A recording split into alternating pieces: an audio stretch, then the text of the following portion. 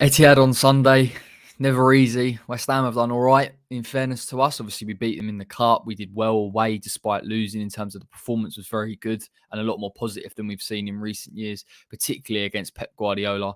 And we got a draw last time at home. So it is a scary proposition. And I think that's fair. Obviously, West Ham this season against the likes of Liverpool in the Cups, against United, against Manchester City, we've shown real improvement in those type of games and bravery. And last season it was a little bit frustrating because I think at times we had opportunities with the players and the way that we played on the counter, and we failed to really utilize that through fear of being picked apart. But Man City away was one game where Moyes nearly got it right. He played a 5-3-2 from memory. He used the wing backs really effectively in terms of build up play. You had players in that three-man midfield, which I think West Ham could revert to. Not necessarily what you'll see on a Sky Sports, but what you'll see out of possession. And then using Lingard and Antonio to stretch Manchester City. So it wouldn't necessarily surprise me if Moyes veered too far away from some of those principles. I think naturally he's going to stick with the 4-2-3-1. And it's good to see that obviously a lot of our key players have had rests, Creswell and Johnson in particular. I think this is a real tough game for our back four. And I'll talk about who I would like to see in terms of that centre-back pairing. I think one of them's clear in Zuma, but the other two in Dawson and Diop. You've got a real problem with Manchester City just in terms of the runs that they make in the false nine. And sometimes teams can defend really effectively against it because they are very conservative. They keep their shape. West Ham typically can do that. And we have seen that against Liverpool. And it forces Manchester City into those deep areas where they can occupy space and they can keep the ball, but they can't necessarily break a team down. The other flip side of that is that if West Ham are too aggressive in certain moments, again, movement from deep. I think we look at Gundogan. Cancelo's playing almost a playmaker type role at the minute, particularly when Manchester City have got the ball. Phil Foden to come in. I'm not sure if Grealish is fit or not. De Bruyne, I know he's had COVID, but even so, there's a number of midfield players that can make those runs. So if West Ham allow them to get inside them and they don't keep the position and they don't track their runners, that is problematic. So I think from a fullback perspective, I expect Ben Johnson and Creswell to protect the two centre-backs quite significantly. And if you're asking me individually, I think that both of those, particularly Creswell's improved in that sense.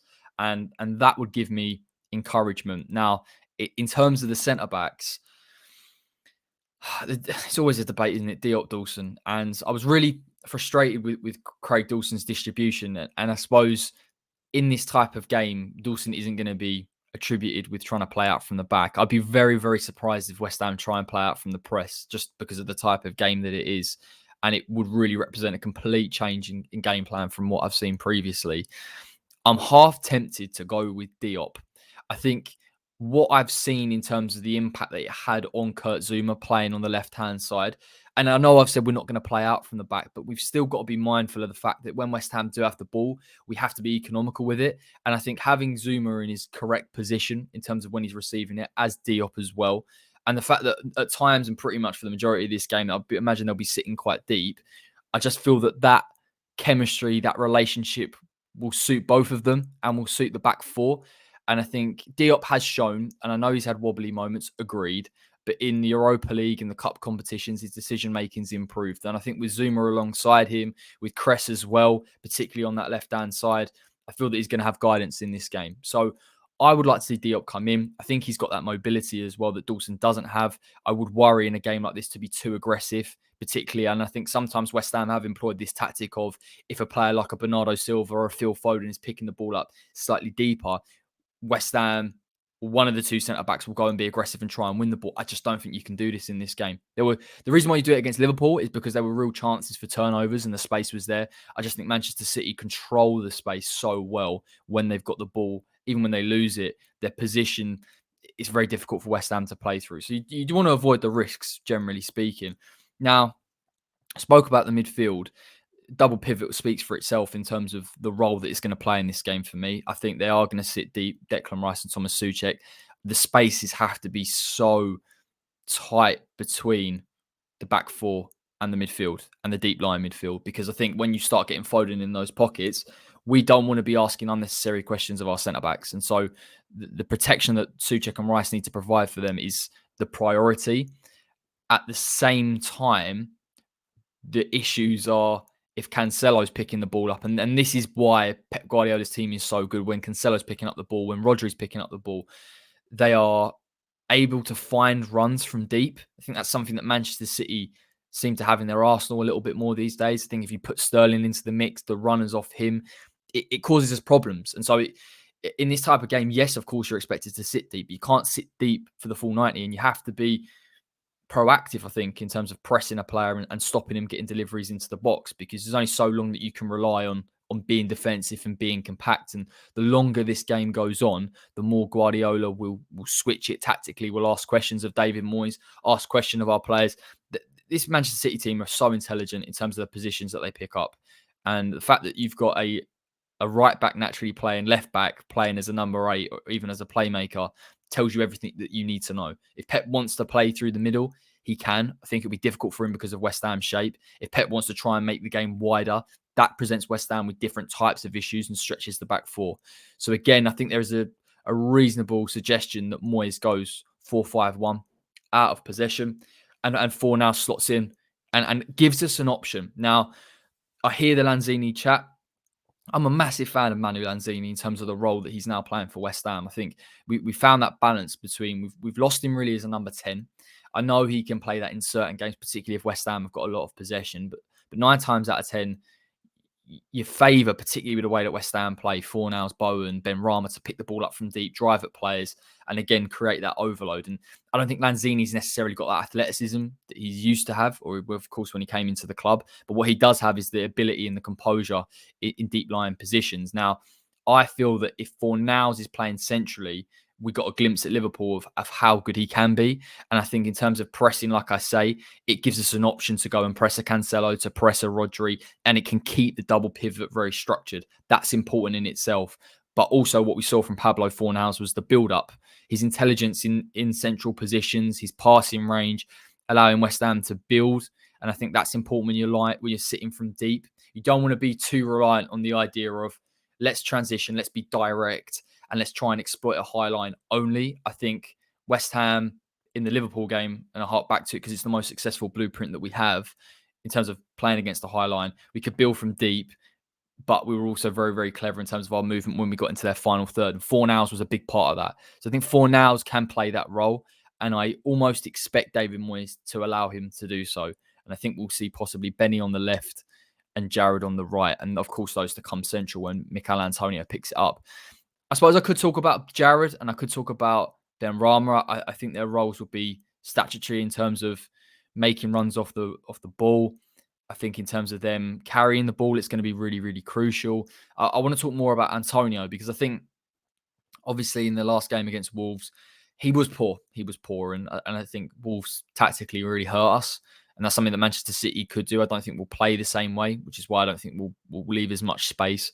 But Mickey, again, in terms of poor touches, not really allowing us to build the play was problematic. Now, I've heard a lot about Antonio playing on the left and people getting frustrated. You need to be central. Now, I have a lot of patience with it because I understand how it's going to work long term in terms of creating space for the attacking midfielders. This game is going to be different because I don't think West Ham are going to have the ball long enough to allow those attacking midfielders to get into the box and Mickey to almost play on the left. I think Mikel Antonio is, of course, going to be a focal point, but he has to show what he showed in previous games, and that's movement off the ball and in dangerous areas and asking questions of that high line. And if he can try and stretch them a little bit, obviously we know Manchester City will try and play very wide with their centre-backs. He can cause them problems, but his energy and his pressing has to be there, I feel. You know, in the last game, it dwindled. In the last 2 games, it's dwindled towards the end. And that's been frustrating for me because I don't think West Ham have looked very proactive in terms of regaining possession. And we haven't had an outlet in terms of beating players. Individually, we know Antonio can cause players issues. But in this game, I need to see intelligent runs. If it's coming to the left, that's absolutely fine. If West Ham can use him flexibly, if he can exploit the space, we know that Cancelo is going to get far forward. Walker will probably be the more conservative of the fullbacks. But again, trying to get in behind that space and be intelligent with it, I think it will give West Ham opportunities. And then once you get to that situation and someone like an Antonio is carrying the ball, it's up to those attacking midfielders, isn't it? I'm sure Pablo has got the ability to make that run, but Ben Rama and Bowen to come central to offer support. We won't see Souček in that role. We just won't. So there's a lot of reliance on those attacking midfielders and Mikel Antonio.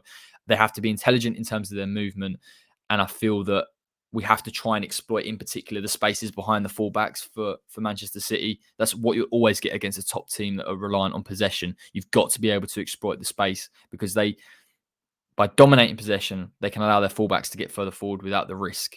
But again, if you're making the movement off the ball, then it gives them something to think about. It gives them something to force them to not be so aggressive in terms of their approach to our final third. So it's going to be a tough game. It really, really is. I'd like to say we'd get a draw. I would. Set pieces are a big thing as well. I mean, of course, it depends naturally on how many chances you can create in order to get the set piece. So I think, again, if we have those chances, I'm sure we will hurt Manchester City. But in terms of open play, it will be limited. It will be limited at times. And I think we just got to be patient. And again, I always feel like in these games, they are tentative, nervy affairs. But at the same time, if you know what you're going into, and the players probably will know what they're going into, then they're going to be calm and composed. And it's just about being intelligent. It's just about being intelligent in those moments. Fitness will play a massive part for me. Massive, massive part. Resting the players that we rested the other day is going to be crucial. And if we can get a point at the Etihad, that's fantastic for us. If we lose, it'll be frustrating. But again, I look at Brighton and I think that's a game we've got to win. We want to be competing and trying to get into this top four, as hard as it may be, or considered as challengers.